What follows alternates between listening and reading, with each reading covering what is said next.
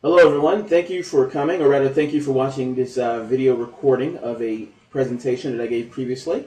It is my hope that at the end of this presentation is that you will, one, be awake, and two, you will be energized with new knowledge and information that will take your job searching to a whole new level.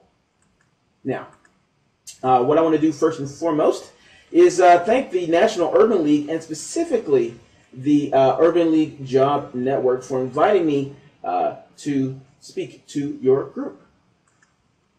I also want to give a shout out to my beloved employer, Bernard Hodes Group. And for the sake of those who do not know, Bernard Hodes Groups connect clients to their most important asset, talent. We offer integrated talent solutions across digital, mobile, and traditional platforms, and enhance employer brands and help companies find, keep, and engage talent.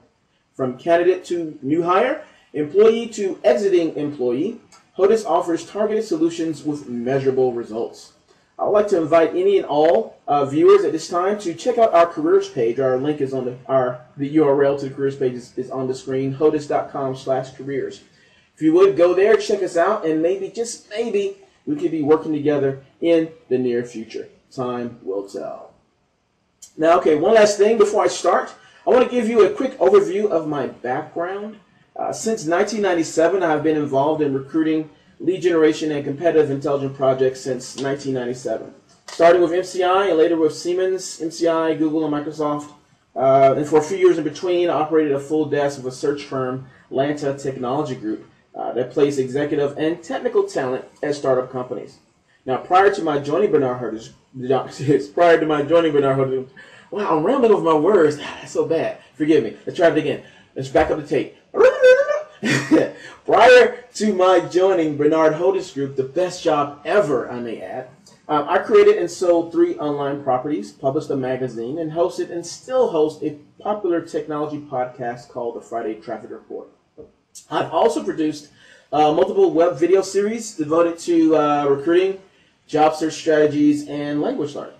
I've also been quite active with social media since 2002, when I created my very first blog.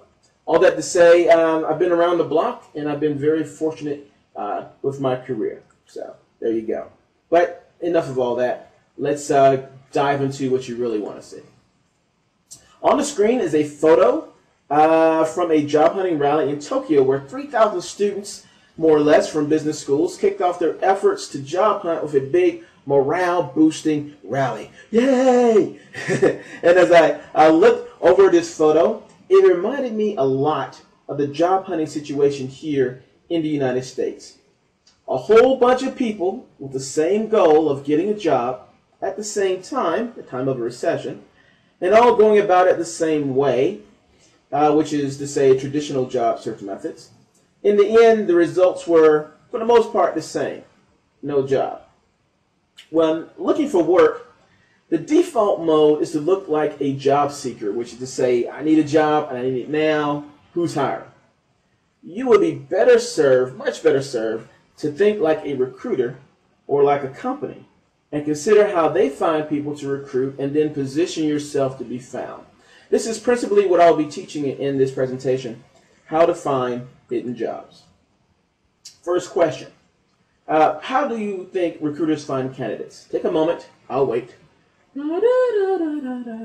Okay, yes, you said this and you said that. Very good.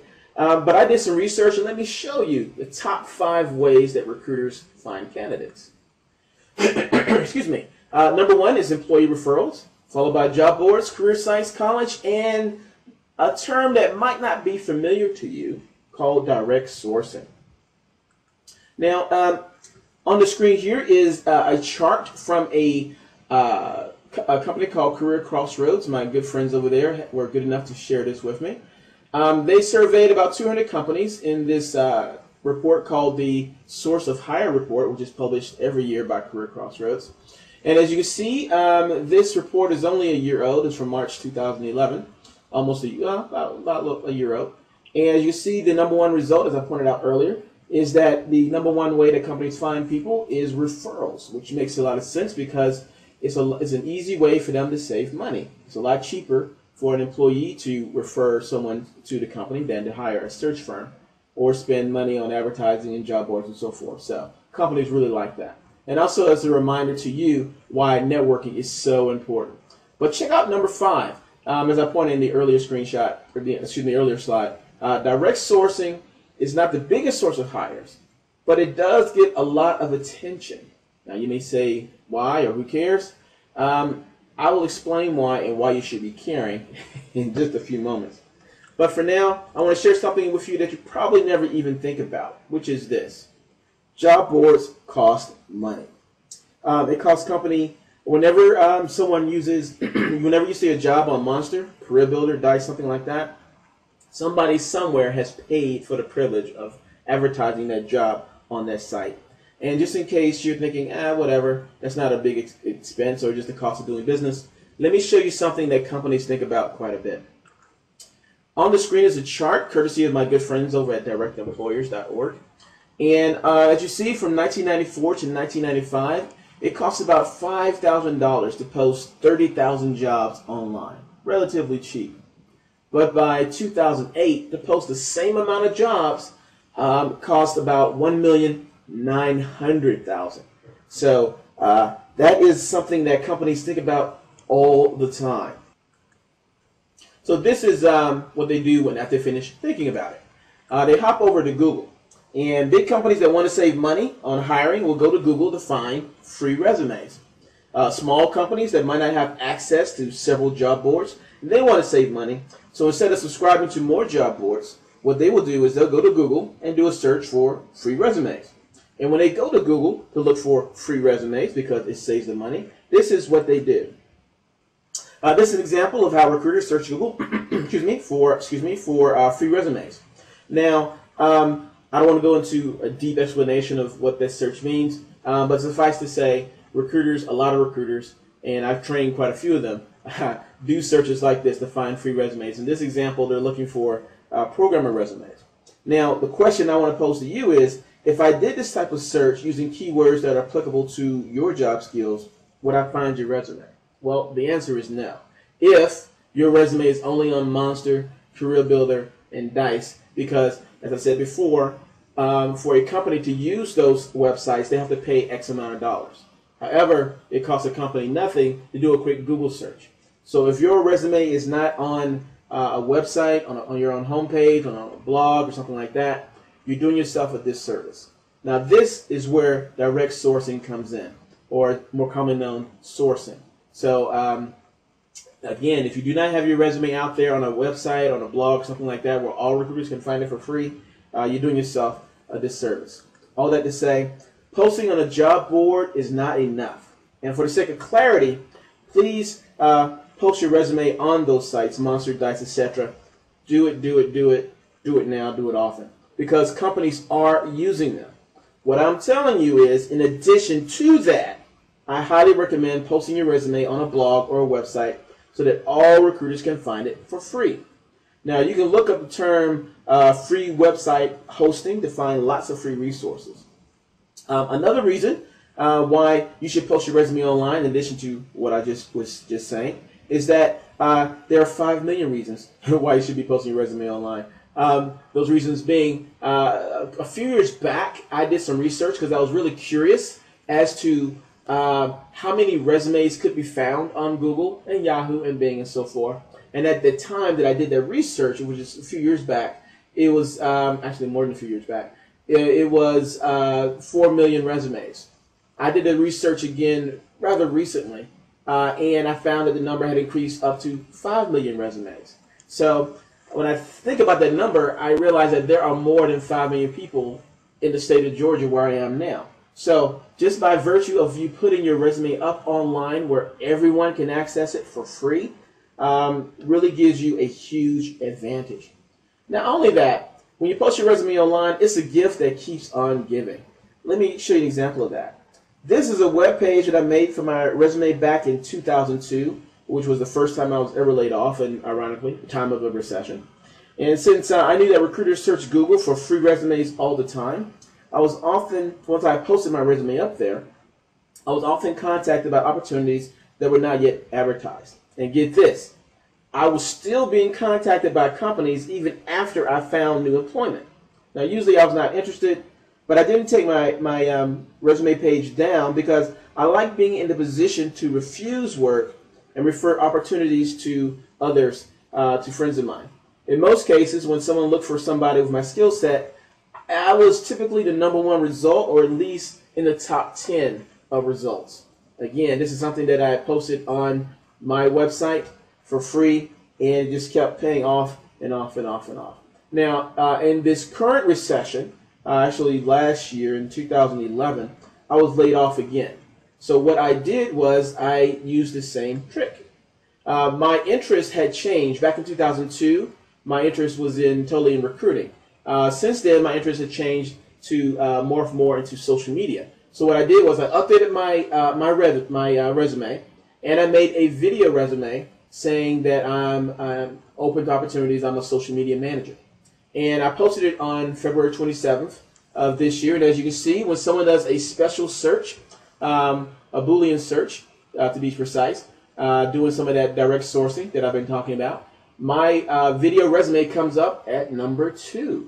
Not only that, there are also links at #4 and at #7. Both of those links point to either a resume of mine, either point to my resume or to a video resume. So very, very cool. And even if say a recruiter doesn't know how to do this special type of search, or say a hiring manager wants to do a search himself and try to find a free resume, if they just typed in resume and social media manager, boom, even in a regular Google search, I come up on page 1. How cool is that? Yeah, I think it's pretty cool. But it's cool because not too many people are doing it. Keep that in mind. I'm getting top ranking for my resume and my video resume because I don't have a lot of competition, because most people are not posting their resumes online where all recruiters can see for free.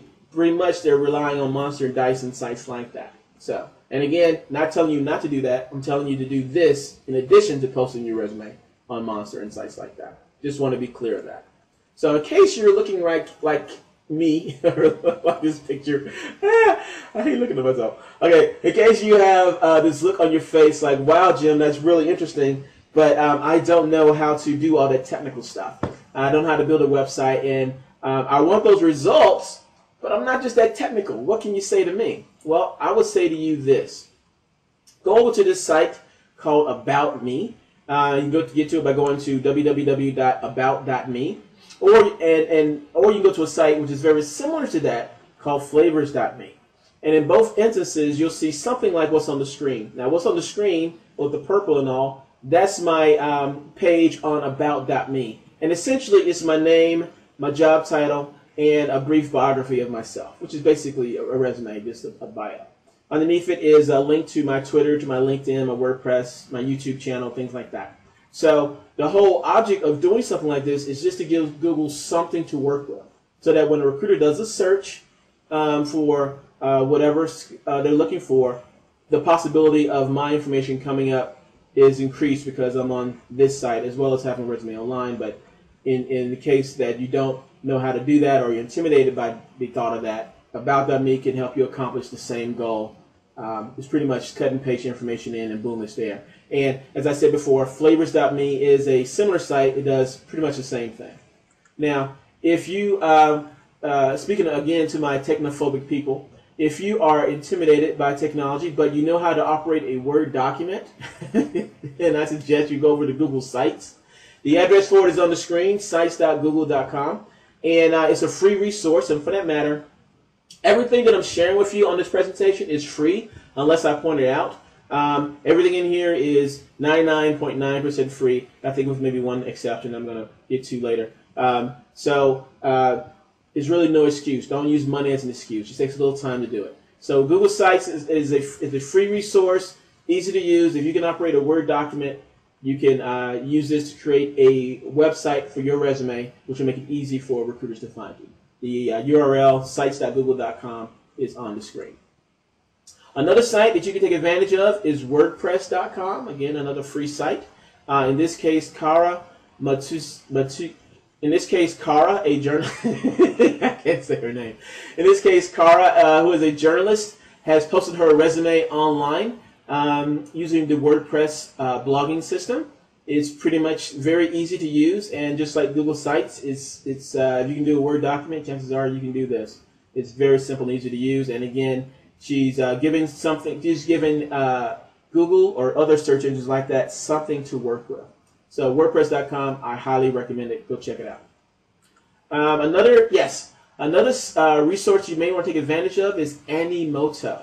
What Animoto does is, and this is really cool, you can upload pictures, and then you pick out music that they offer, or you can upload your own music, and it'll take the pictures and the music and make it into a really slick, cool, Hollywood-looking type of video. So if you want to make a video resume, and you don't have a webcam, or you just may be camera shy, but you have some pictures that you like, well, you can upload your own pictures, and boom, you have a video resume. Post that on YouTube, and you're increasing the chances again of a recruiter finding you in a search. Now, someone asked me this when I gave this presentation before. They said, I'm a little older, I'm over 50 or so, and I don't want to take the chance of being discriminated against by posting up a video resume. Well, in that sense, I would suggest that if that is a concern of yours, then why not just post graphics? Say you're an accountant, as this person was, I believe. You could say, you can post up a picture that says, I am an accountant, and post some pictures of some spreadsheets, and post some pictures of company logos of where you've worked before in the past, and then upload an audio of you saying, hi, my name is so-and-so, I'm an accountant extraordinaire, these are some of my clients, blah, blah, and then maybe in the video description on the video, have a short bio of who you are and how they can get in contact with you. Something like that. Again, the whole rationale behind this is to give Google and other search engines like it something to work with. Make sense? Okay, hope so. Now, another question I want to ask you guys, all of the people that are watching this video now, are you on these networks? Are you on LinkedIn? Are you on Facebook? Are you on Twitter? Do you spend a lot of time on YouTube? If your answer is, yeah, I played around a little bit, I'm on Facebook a little bit, and I've heard of Twitter, but I'm not really involved with it. I got a LinkedIn profile, but I'm not really doing too much on it, or I don't know. I've been meaning to get around to doing a LinkedIn profile. Well, if you were thinking anywhere along those lines, I really hope these next few slides illuminate your thinking. This is a chart from a survey done by a company called JobVite. They do this thing called the Social Recruiting Survey, and this is the one from 2011. And in their survey, they asked a lot of different companies of all types and sizes. They said, hey, do you use social networks for recruiting? And other people they surveyed, 89% said that they will be using social networks. And at the time of the survey, 80% were already using social networks for recruiting.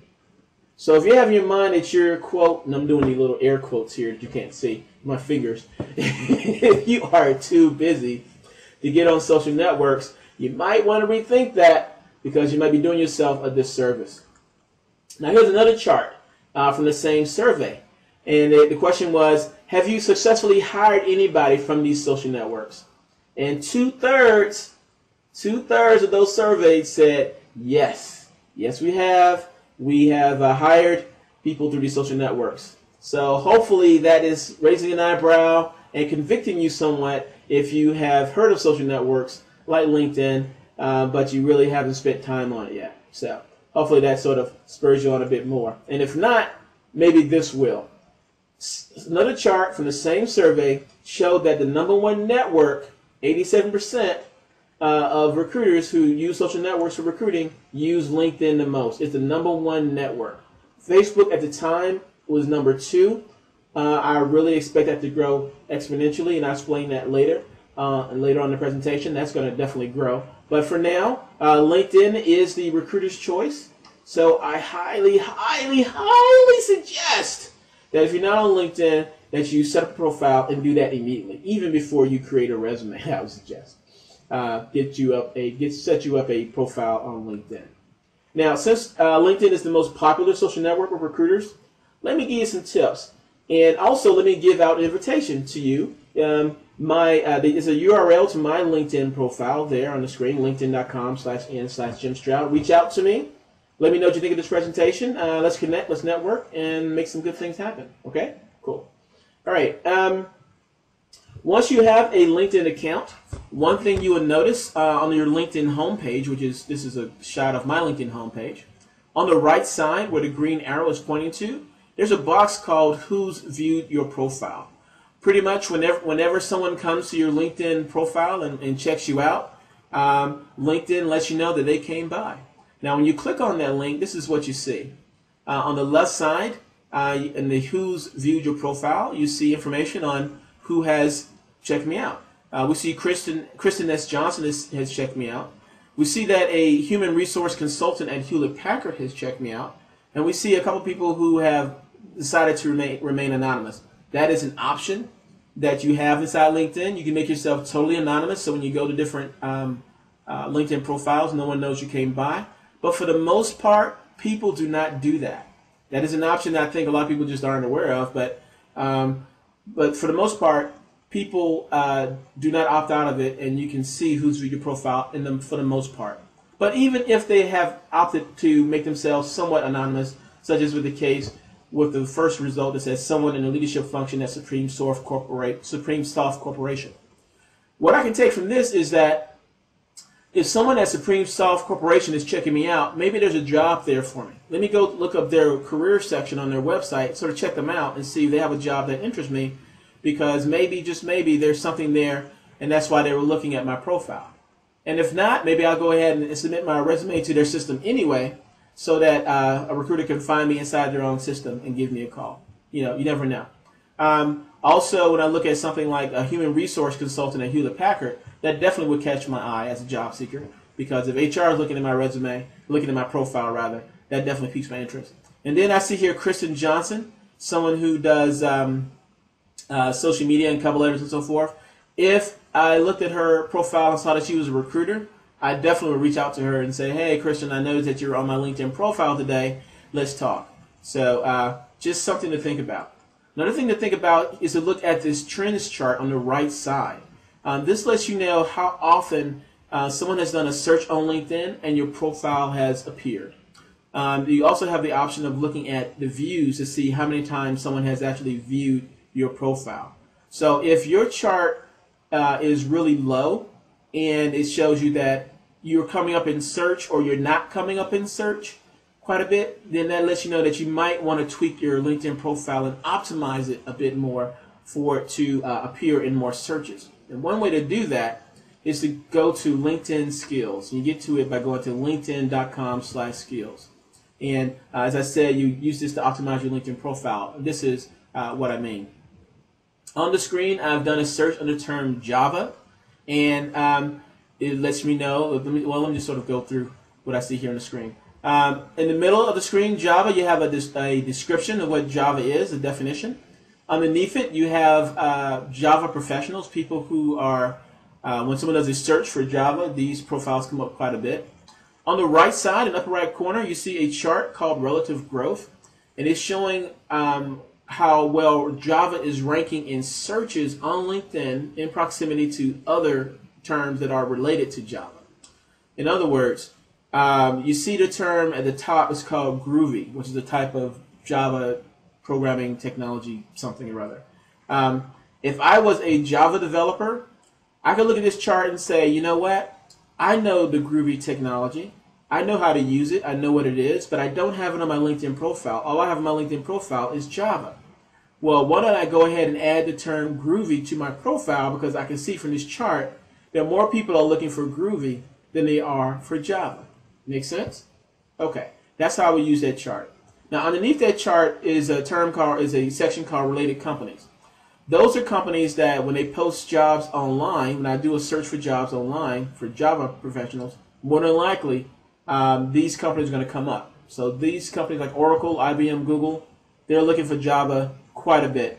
That's why their names are popping up there. Underneath related companies, which you cannot see in the screenshot, is a list of popular job locations. So I would see from this page where different cities, what cities are hiring the Java professionals the most. So that's certainly of interest to me if I'm considering relocating somewhere. which cities have the most jobs related to what I do. And then also what you cannot see on this screen, if you were to go there and scroll down, you'll see a list of popular groups. LinkedIn has a lot of groups on diverse topics, and I would strongly suggest that if you were a Java professional in this case, and especially if you were a job seeker, you would join different groups that are related to Java because, one, you could discuss Java and technology with your peers, and also you position yourself to be found by recruiters because a lot of times recruiters will join these same type of groups so they can be connected to people that they want to recruit. Make sense? So definitely do that. Another thing you can do on LinkedIn, which I highly recommend, is that you do a search for companies. If you look up in the left upper right hand corner where it says where the search bar is, I picked the option of companies and I typed in the term Google, which is why this page is up. When the Google company page came up, I clicked on check out insightful stats about Google employees, which is what the green arrow is pointing to. Now, when it comes back, I'm able to see company stats. Stats like how many years of experience do their employees typically have, what kind of degrees do their employees typically have, what university do they tend to go to. I can see job function stats. For example, I see here that research and development, Google is in the blue and their competitors are in the green. So I can see that Google spends about, let me do some math here, 13% more. They have 13% more employees in research and development than their employees, but less. I think about 10%, 9%, or 11%. I don't know, but much less in general and administrative. So if I am looking for a general and administrative job, my chances are better applying for a Google competitor. However, if my background is in research and development, then my chances may be better at Google than their competitors based on this chart. So that makes sense. Hopefully you take this, you go to a company page, you look at their statistics, and you're able to get a good idea of what they're looking for, and they're able to help you make a better argument to the recruiter as to why they should hire you. Okay, let me go on here. What's next? Yes. Okay. This is a screenshot of LinkedIn search. You get to it by going to linkedin.com/search. What I suggest that you do is do a search for recruiters, keeping in mind that all recruiters are not the same. They do not service the same industries, do not service the same type of people. A recruiter is not a recruiter is not a recruiter. There are all types of recruiters. There are military recruiters. There are technical recruiters, there are executive recruiters, there are recruiters who focus on hiring only other recruiters, believe it or not. So what I would suggest you do is that if you go to this page, type in the term recruiter in the title section, and then pick the industry that you focus on. In this case, I chose use eeny, meeny, miny, mo, and chose accounting. And if I were an accountant or CPA looking for work, then I will look for other recruiters who have a focus on the accounting industry because they get what I do, they have the connections, and because they have a focus on the accounting industry, they'll probably will be able to refer me to other people better if they're not able to assist me themselves. Make sense? So do a search for recruiter, find one that's focused on your particular industry. And also what I would do, you know what? I'm having a thought. Let me go back a little bit. When you do a search for a recruiter in your industry, check out their profiles. Check out who has recommended them. Check out how many endorsements that they have received. And go with those recruiters, ideally, who have the most endorsements or who have the most accolades about them, because it lets you know that they're good at what they do. You know, just like any other field or industry, you have people who are good at what they do, and you have people who are not so good at what they do. So to improve your chances of working with a good recruiter, gravitate towards those recruiters that have the most endorsements. Just a suggestion. Just a suggestion. Okay, we'll talk a little bit now about Twitter. Twitter is a great resource for finding work. You can have a lot of real-time. You can monitor a lot of real-time conversations that are happening out there between. Well, let me just show you.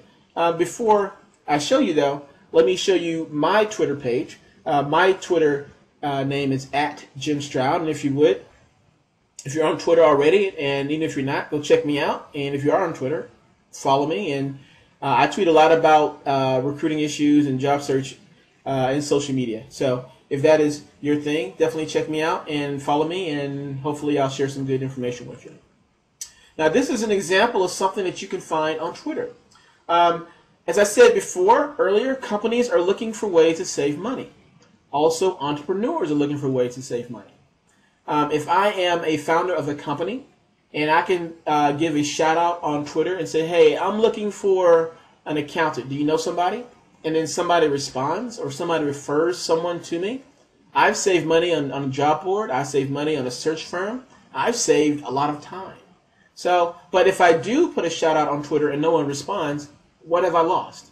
But just a few seconds to do that, you know? So you'll find a lot of people are using Twitter that way to save a buck and to find people under the radar. Happens all the time.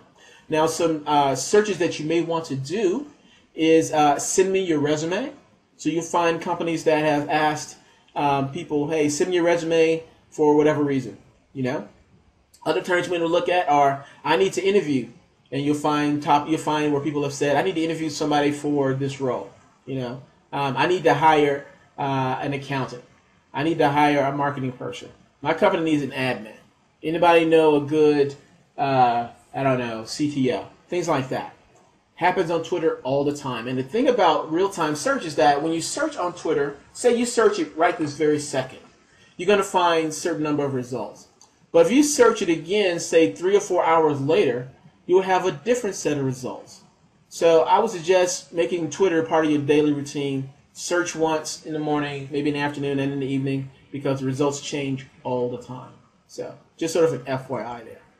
Also, you may want to go up to this site too, which I like a lot. It's called FollowerWonk. You see the spelling on the top of the screen. It's followerwonk.com. And what FollowerWonk does is it searches the bios of different Twitter profiles. You know, when you sign up for Twitter or any other kind of social network, you type in your username and a little bit information about yourself. So what FollowerWonk does is it searches how people have identified themselves on Twitter. And in this example, I typed in the term recruiter and found 10,000 plus recruiters on Twitter. What I would suggest that you do is you set up a Twitter account yourself and then sort of refine your search. If your background is healthcare, look for healthcare recruiters. If you have an interest in sales, look for sales recruiters. You know, put in those keywords and then connect with them that way. Again, at this point, there were 10,000 plus recruiters, but people are joining Twitter all the time. So I dare say this number is probably much bigger now by the time you're watching this video. Just saying. Okay, next slide here. Google Plus. Do not ignore this new kid on the block. If you are among the few who have not heard about Google Plus, if you have not, if you use Google in any way, you're going to hear about it more and more and more. Google Plus is a social network, sort of a Facebook competitor that people compare it to. And last year, around July 11, it was about 18 million users. Now, in 2012, which is April, it's at 90 million plus users. So it's growing very, very, very fast. And I strongly suggest, if you do not have a Google Plus account, definitely set yourself up on one. It's a gift that will keep on giving. This is an example of what a profile page looks like on Google Plus. Basically, it's my bio and pretty much a description of my background, sort of like a resume in a sense, it's a bio. And this information is searchable by recruiters, and it could potentially come up in a search engine search. Is a little light bulb going off? Okay, cool. Now check this out too, just in case it has not, in case the light bulb did not go off for you there. I'm doing a search on Google Plus for the term administrative assistant. When I do that, I see about 219,000 results have come back. This is why I say recruiters will love, if they're not already in love with Google Plus, because I did a search for someone, I found 219,000 plus results, 219,000 results that I did not have to pay for. Get that. I don't have to pay a job board for this information. I didn't have to hire a search firm to find these people. I did a search and I found it myself. Now, I could easily add in other terms like Atlanta, Georgia, or Los Angeles, if I want to refine my search even more, I can do stuff like that, sure. But the point I'm trying to make is that I'm finding a lot of people for free. Now, would I find you? The answer would be no if you do not have a Google Plus profile set up, which is free for you to do. Just takes a little time. You set it up, and even if you're not active on Google Plus, which I suggest you are, but even if you're not, you're still putting information out there for a recruiter to find when they do a search for free resumes or leads to people. So definitely do that. Now, as I said earlier, Google is a competitor to Facebook, and why not talk about Facebook here for a little bit? Let me sort of look at you right now through the power of video. Yes, I'm looking at you right now. Yes, I'm looking at you. And I see that you have a Facebook profile. If you don't, I'm surprised because pretty much everybody has a Facebook profile. Facebook has 750 plus million users at this time. I want to say I think they're at 850 million. I don't know. There's a lot of people on Facebook. A lot of people on Facebook. So when a recruiter or a company is thinking about ways of saving money, and they say, you know what, Facebook has millions and millions and millions of people on it that I could potentially have access to for free. Ooh, it's too good to resist. I have to try to recruit people from there. So that being the case, let me give you a few things to keep in mind when it comes to Facebook. Now, this is very similar to what I showed you before about finding leads on Twitter. The same strategy works on Facebook. You type in "I need to hire," as I have in this screenshot, and I see that someone needs to hire, the very first result, a social media assistant. Underneath there, someone says they need to hire a security guard for 35 hours. These are the type of job leads that are under the radar all the time from people who want to save a buck and not post on job boards or actively engage a search firm or anything like that. And again, they post it out there. If people respond, great. If not, what have they lost? No money, just a little bit of time, a few seconds to type this out there. So, all that to say, these are search terms you may want to try on Facebook. Make sure, if you see on the left side, I have my searches refined by post by everyone. So you may want to do that. You may also want to do post by friends, so that if you see a friend is looking to hire somebody and needs to interview someone, or is asking people to send them a resume, and you're friends with them, then definitely take advantage of that relationship. So there you go. Another thing that I want to show you guys is actually I want to ask you: do you visit company pages? If not, I highly suggest that you do. And here are a couple reasons why. Actually, one real reason why. If you're active on company pages, you increase your chances exponentially of getting noticed by a recruiter. Check out some of these results here on the screen. If you want to pause the video now and sort of look at it, that's cool too. But the top one says is showing where this person is responding to feedback on someone's what is it? Let me read it myself. Let me see what it is. Oh yeah, someone had a question about an ed tech role at the company, and someone who works there says, "Oh, this is what you need to do for that particular role." When was the last time a recruiter gave you feedback after applying for a job? Just sort of ask yourself that. I'm not going to interject. Well, yes, I will. It's physically impossible. It's entirely impossible for a recruiter to respond to every person who submits a resume. Because it's just, on average, you can post, from my experience, I can post a job on Monster and get 300 plus responses in an hour. So it's hard to respond to each and every one, which is why you have the black hole phenomenon. But you increase your chances of getting feedback if you interact with a company page. And check out the second one here from Sakima Stevens, when she's talked about how she relocated to Lithium Springs to be a part of the Wellstar family. And trying to get in. And someone from Wellstar said, "Hey, I just looked at your resume and you have great experience." They just looked at your resume based on her leaving a comment on a Facebook page. How awesome is that? You got to get involved on company pages if you have an interest in a company. You're doing yourself a disservice if you're not. And if you are using company pages, you increases the chances of getting noticed by the people you want to hire you. So just throwing it out there. Another thing you may want to do is do a search on Facebook events. In this screenshot, what I've done is under search under the term water sanitation, something I have no interest in beyond buying bottled water from time to time. But if I do a search of water sanitation, then I'm able to find people that have RSVP'd for that particular event. I can contact them and say, hey, I saw on Facebook that you RSVP'd, that you were going, or maybe even not going to this event. I'm a job seeker. I'm looking for opportunities in this field. Do you know anyone I can talk to? Can you refer me somewhere? That kind of thing. And you know automatically, by virtue of them even being invited to that type of event, that they have some sort of industry knowledge or some kind of background in that. So it's a good way of finding people under the radar that you might want to network with, that you have might have overlooked before. That makes sense? You also may want to contact the person who is giving the event as well, and let them know that you're looking for work or looking for opportunities to network, or maybe get involved with their event as a way of getting in the event free, maybe, and also networking your way to opportunities by talking to people who are attending. Just saying, just a thought. I'm rambling. Let's go to the next one. This is a good one. Okay, this is Friend Browser, and you get to it by going to the URL on the screen. What you can do with this is that you can type in where it says employer on the left side of the screen, almost toward the bottom. You can type in an employer, say Coca-Cola, and it'll show you all of your friends and all your Facebook friends or connections that have worked or are working at Coca-Cola. So say you have an interview at a particular company, or you found a job out there that you really want to, you think is just perfect for you.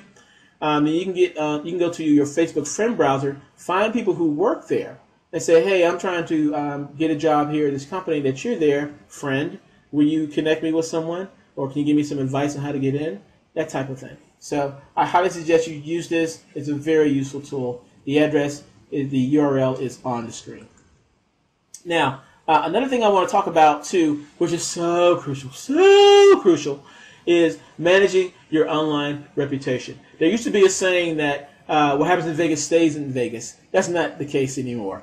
No, what happens in Vegas stays on Facebook, YouTube, and other places. Same thing happens when you are posting content of any type online. If you post it online, it stays online, and you do well to keep that in mind. What I tell job seekers all the time is that you should adopt the Clark Kent Superman rule. When Superman is saving the day, he has his cape on, he has the S on his chest, he's flying around beating up bad guys and saving the day. When he's not doing that, he's Clark Kent, the mild-mannered reporter, writing newspaper stories. People who know Clark Kent don't know him as Superman, and people who know Superman don't know him as Clark Kent. You can adopt a similar rule for yourself now and stick to it. This is what I mean. If you are online talking about your job, or talking about your industry, and you're talking about things related to your career, use your real name. Because when recruiters are doing a search, they're not always looking for a resume. They're looking for a name tied to an industry. So say that you come across an article about your particular industry, and your industry is semiconductors or something, right? You read the article, you leave a comment underneath that article saying, this is a great article, but I disagree on points 1, 2, and 3. Those comments may come up in a search. A recruiter may do a search for semiconductors, see your name and the comment you left, and say, this person seems to know a lot about semiconductors. Let me look them up. So that is a way how recruiters may be able to find you as well. That being said, if you feel the need to dance topless in the Cayman Islands somewhere, don't use your real name connected with that activity. Call yourself Sexy Chocolate or something like that, because the recruiter will not be looking for Sexy Chocolate. They'll be looking for your name when they do a background check on you. And let me tell you, everybody does a background check, does the poor man's background check, which is a Google search. So please adopt a pseudonym for your other activities out there, and then use your real name in connection with your professional activities. You'll be doing yourself a favor. Okay? That being said, let me show you a company that I ran across last year called Social Intelligence. Now, they got a lot of buzz last year because what they do is, say you apply for a job, you get the job offer, you're all happy, and the company says, you know what, okay, this job offer is contingent on your background check. And so fill out these forms, we'll do the background check, and then we're good to go. So the company they use is Social Intelligence. Well, what social intelligence will do is that they'll search the web and they'll search your social activity on Facebook, Twitter, and other places like that for the past 7 years. And if they see something that is related to maybe drugs or sexually explicit photos or misunderstand a joke that you did in the past, well, you'll get flagged and you won't get the job. And it's a sad reality of life. More and more companies are doing that to find out the type of people that they want to hire for their company. So you can get penalized for things, maybe things you didn't even say or do yourself, but maybe somebody posted a joke on their Facebook page and tags you in the photo, and your name comes up in relation to that photo. So something to keep in mind. Now, I contacted Social Intelligence because I was so curious. I said, guys, just out of my own sense of curiosity, I want to know what you'll be able to find out on me. So can I pay whatever you're charging to get a background check on myself, just so I can see what's out there? And they said, no, you can't do that because we do not have a consumer version of our product yet.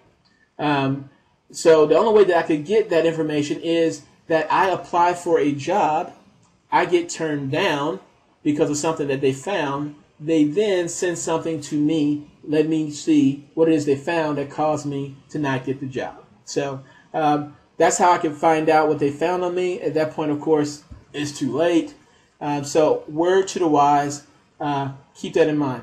And while we're on the subject of online reputation and protecting your privacy and things like that, let's take a moment and let me just sort of get on my soapbox here and tell you, please, please, please, let me say it like James Brown. Please, please, please master your privacy settings. If you do not know how to master your privacy settings on Facebook, this is your lucky day. Just to the right, at the upper right corner, where it says Home, is a little arrow. Click that arrow, mouse down, and click that link where the red arrow is pointing to. That's called privacy settings. And I say it like this because although you may know how to set your privacy settings on Facebook, there are so many people that I've tried to recruit in the past who do not know how to do this. So please just take a moment if you're one of these people who do not know how to do this, and just take a moment and please just bear with me. Okay, now when you click on privacy settings, you're going to go to this particular page, and you know, or maybe you don't know, whenever you post something on Facebook, you have the option. You have three options. You have the option of making it public so everybody can see what it is you're posting. You have the option for only your friends to see what you're posting. Or you have the option for only a select few individuals to see what you're posting. Use that wisely, especially if you want to say something like, I don't know, I hate my boss. You might want to make that, well, you might not want to post that at all. But if you feel the need to do that anyway, you might want to select so that only a few individuals can see that. So just saying. Another thing you can do from that page is to, and that's actually at this point, you may want to pause the video and take special note of this, but I'll run through these really quick. One thing you want to do is I highly suggest that you set where the number one is. Make your, who can send you a Facebook message, you want that to be everyone, because recruiters can reach out to you if they so choose. If they find you on Facebook, then they'll be able to reach out to you and say, hey, I found you on Facebook. Which, if that sort of freaks you out, because I know it freaks out a lot of people to be contacted on Facebook, you can say, hey, you know what, thanks for contacting me on Facebook. Would you mind connecting with me on LinkedIn instead? Because that's where I handle these type of conversations. Or, you know what, here's my email address. Email me your information and we'll talk that way. However you want to handle that. Also, you can be selective on who sees what your friends post on Facebook, which is important so that a recruiter does not get the wrong impression of you. You see that by the number 2 there. This is something very helpful where you see number 3. You have a thing called tag review. You can put your friend's post on review, which means if someone finds a picture of you from college, drinking beer upside down from a funnel, and they said, hey, remember this, ha ha ha, and they tag you on their Facebook page, well, you'll get a notification that says, hey, somebody just tagged this picture of you. Do you want it on your Facebook timeline? And you can say yes, or you can say no, and it won't hit your timeline. And then there's also the scorched earth policy, which is number 4 represents, where you just make all your old posts. I forget how old they have to be. I think 90 days old or something. They'll just make everything private so that only your friends and friends of friends can see it. So if you're extremely paranoid, you might want to go with that particular option. But at this time, if you haven't already, pause the video, make note of what I just said here, and protect yourself. Do yourself a favor. And also, for that matter, you're doing a favor to the recruiters, because let me tell you, from the recruiter's perspective, it's frustrating for us to find somebody for a job and think they're perfect, convince the hiring manager, yeah, you should hire this person, they're great, and then at the last minute they don't get the job because of a background check. It just drives everybody crazy, wastes time, and the recruiter has to start all over from scratch. So I'm not saying this just for your sake, although principally I am, but I also want you to know that it's also frustrating for people who are recruiting as well. So just a little FYI there to you. Okay, another thing you want to do as well on your LinkedIn is to fully fill out your profile. There is a work and education section in your profile and an about you section, which changed recently. And this is how it looks now as of April 2012. And basically, as you look at it, it pretty much looks like a LinkedIn profile or even a resume. Now, you fill it out completely. Strongly suggest you do, because there are tools that recruiters use. One of them actually is a tool that my beloved employer, Bernard Hodes Group, produces called Social Job Matcher. And what it does is it enables recruiters to find people for different opportunities based on the information that is on their profile. Information like this. Excuse me. Information like this. So, if you fill out your excuse me, let me get some water here. I'm being rude. I'm sorry to be clearing my throat here. Hold on.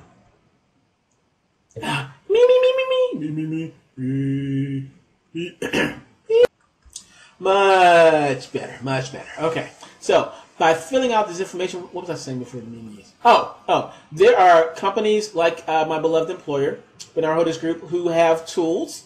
We're not the only company that does it, but there are other companies out there that have tools that allow recruiters to search Facebook for certain types of people. And the tools that they employ use data from the work and education section and from the about you section on Facebook. So give those recruiters and those tools something to work with by filling out your work and education information and your about you information on your Facebook profile. And again, if they contact you through Facebook, you can say, hey, great, but do you mind contacting me by email or checking me out on LinkedIn? So just another FYI thing. Don't miss out on opportunities by not making your information available to the right people. Okay, moving on. Oh, yeah, Noam. You can get to this site by going to knowem.com, knowem.com. This site makes you wonder, okay, did you sign up for a website and post some information and then forgot about it? You can use this information to find sites that you signed up to in the past. Now, say, for example, you signed up for, I don't know, I love Nazis. Okay, that's probably not a site. Hopefully it's not a site. But say you sign up for I love Nazis and you did it as a joke and you totally forgot about it. Well, that kind of stuff can come up in a search when someone's doing a background search on you. Or even worse still, say there's someone with your name has signed up for a site called I love Nazis. You know, you want to do your own due diligence first and see what sites you may have signed up for. Check out the information that you have on those sites. Maybe even delete your account so they don't come up in a background search. Or, as I alluded to before, do a search on your name, see what comes up so that you can tell the people before they do a background check, hey, I know you're gonna look me up online, do your due diligence. Let me show you some sites that have my name but are not me. Just FYI. So that's something you want to definitely keep in mind. Knowem.com, great resource, and it's free, like everything else I've been showing you here as well. Another thing you can do, which is also a free resource, is Google Alerts. You can monitor the web for new information about you. What I've done in this search, in this screenshot here, is that I've typed in my name and I've asked Google to search everything. And so whenever my name appears online on a blog or on a forum or something like that, I get a notification by email that says, hey, the term Jim Stroud appeared in this article. The term Jim Stroud appeared on this blog post. The term Jim Stroud appeared in this forum. Go check it out. And I'll go, oh, cool, thanks, Google. Now I can sort of see what people are saying about me. And it's a way of monitoring and keeping up with my own reputation. So it's a free tool. Highly suggest you use it. I use it all the time. Also, just in case, you have not picked up on the importance of monitoring your online reputation in social media, I made a video. If you get to it by going to the address, the URL on the screen there, and what you'll see is my reporting on how people have used social media without using common sense, and how it came back to bite them in the hiney. Forgive my language. So by all means, check it out, and you'll see how people say dumb things, and for some reason think that no one else is going to see it, and then they get amazed as to why they're fired. So check it out. It happens every day. Sure, maybe you would never do something like this, but believe me, there are plenty of people who would. So please check out the video. I think you'll find it interesting. I think you'll find it somewhat entertaining, but definitely very informative. So check it out, and pass it on to other people. I'd appreciate it. Okay, here's a question that I want to ask you. Do you know where all the online jobs are? Well, just in case you don't, let me show you this article. This is actually, it's an old article. Oh wow, 2009, I should update this. But it's an old article, but it still rings true. This article was showing how much traffic Yahoo Hot Jobs was getting over all the other job boards, which is probably why Monster bought it, getting so much traffic. But this point I'm trying to show you is that when people are looking for work, the first thing they do, or one of the first things they do, is they go to the job boards and they look around, which is something that I suggest you do. I mean, I do not want to poo-poo on job boards. Companies hire from job boards. They are a very useful tool. Someone called them a necessary evil, but not necessarily me. But all that to say, go to job boards, check them out. They have a lot of traffic. But what I'm also saying is that consider it a good start, but not a finish. Don't just go to a job board and do nothing else. Now, here's a quick pop quiz for you, since we're on the job board tangent here. How many job boards would you say are there online? I mean, you're thinking maybe Monster, there's Dice, there's Career Builder, there's some other ones or whatever. So you say maybe what, 10, 20, 50, maybe 100, 200 maybe? Maybe not 200. Okay, just figure out what it is and be amazed that there are about 100,000 plus employment-related sites on the internet, according to a resource, Hodes.com. Yes, there are 100,000 plus employment-related sites on the internet. So my advice to you is to search all of them, all 100,000 plus. And it's really quite easy, although it may sound intimidating. I'm going to show you how. And then I want to talk about how all online jobs are not on all of these job boards, as amazing as that is. And I also want to talk a little bit about automation. I think I will later on as well. Okay.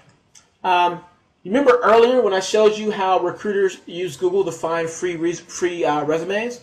Well, in this screenshot, I reversed that, and I'm asking Google to find me jobs, actually recruiter jobs, and I found all sorts.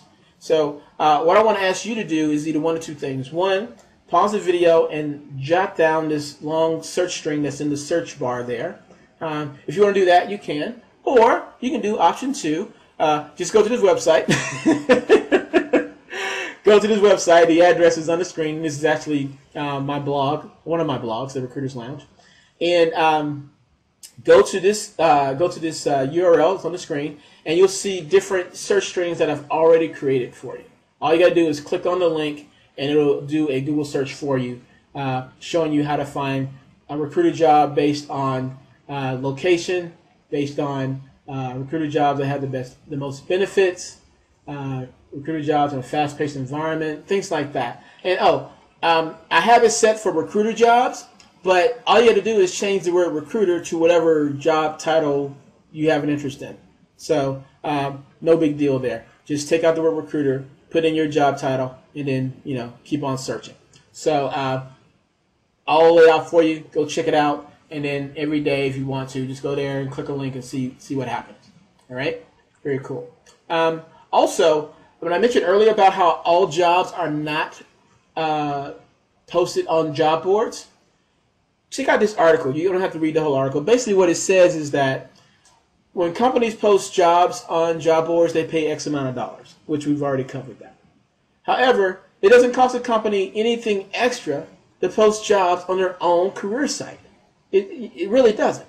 So by that logic, since it doesn't cost me anything extra to post jobs on my own job board, there are more jobs, more jobs on my career site. There are more jobs on my career site than there are on job boards. And I think what companies do is they post jobs, they post a certain number of jobs or certain types of jobs on job boards, and then the rest are on their in the career sections of their on their website. So it really is in your best interest to not only search just the job boards, even all those other job boards that your competitors are overlooking, those 100,000 plus websites out there, but you also want to take the added step of going to companies' websites and looking at their career pages on their own websites, because there would be more jobs there.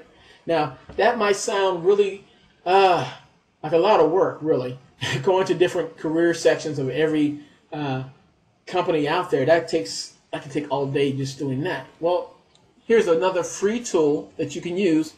It's called us.jobs, brought to you by the National Labor Exchange in cooperation with my friends over at Direct Employers. Basically what you do is you type in a job keyword. In this case, I typed in social media. I could also type in the location, say Atlanta, or I could type in New York or whatever location I'm interested in. I click Find Jobs, and what it will do is it will search not a database full of jobs, but it will go to the career sections of different company websites and show me those jobs. So if, say for example, Coca-Cola had, why is Coca-Cola in my brain? Say Coca-Cola is looking for a social media person. When I type in social media, it will show in the results that Coca-Cola is hiring for social media. I click that link and it takes me straight to the career page on their company website. Very, very cool. Because as I said before, there are more jobs on a company website than there are on job boards, because it doesn't cost anything extra to post jobs on your own page. Make sense? And also, this is another thing that I want to share with you guys. I recently came across this company, gethired.com, and I thought they were very, very interesting. What they do is, when someone posts a job here on this site, when someone applies for a job, they have the option of replying by a video message, or replying by a audio message, or maybe taking a test, leaving a comment, that kind of thing. And I like it from two perspectives. From the recruiting perspective, I like it because it helps me to whittle down people who are genuinely interested in the job. Case in point, I saw a case study where someone was looking for call center people, and like 3,000 people had applied for that role. However, out of those 3,000 people, only like, I think 40 or so people had actually gone to the trouble of responding by video, or responding by audio, or taking a test or something like that. So it showed the employer, these people who have taken the time to respond to our questionnaire and leave a video message, whatever, show that they have a real interest in this job, as opposed to all these 2,000 plus people who are just throwing their resume up against the wall, hoping it will stick. You know, from a recruiting perspective, I like that. Also, from the job seeker perspective, I like that because it shows how interested you are in this job, because you're taking the extra step to respond in the way that they suggest. So, gethired.com, I like them. Maybe you've seen them. I saw them being reported on. I think it was CNN.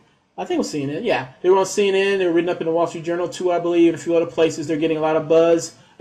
Just FYI, I'm not getting paid to say this. I genuinely think this is an interesting site. So if you're a job seeker, go check it out. I think it'd be worth your while.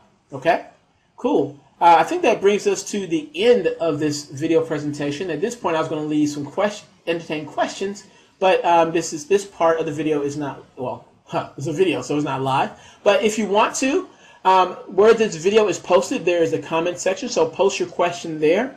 And when I can, I will be notified when you leave a comment, and I'll respond with an answer to your question as best I can.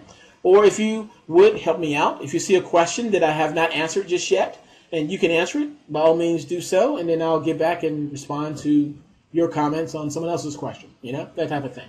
So if you would do that, I would really appreciate it, and I look forward to reading your questions. If you want to connect with me outside of the comments on this video, different ways to do so. Of course, there's a link there. I'll leave in the description to my LinkedIn profile.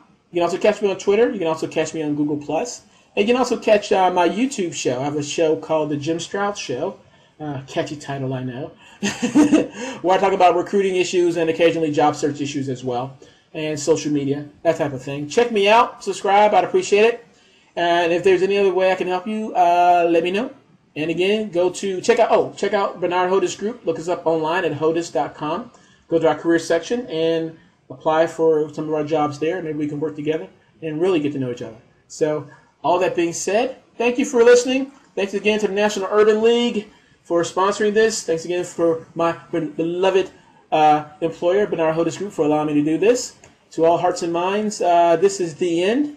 Talk to you later, and I look forward to reading your comments and answering some of your questions. Until then, bye-bye.